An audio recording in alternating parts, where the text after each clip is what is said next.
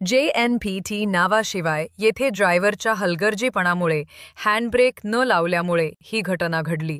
आपण आपलं वाहन कुठेही पार्क करत असेल तर पार्क केल्यानंतर हँडब्रेक लावला आहे का नाही हे 2 ते 3 वेळा आवर्जून चेक करा। आपल्यामुळे कोणाच्याही जीवाला काहीही होऊ नये ही जबाबदारी सर्वस्वी आहे।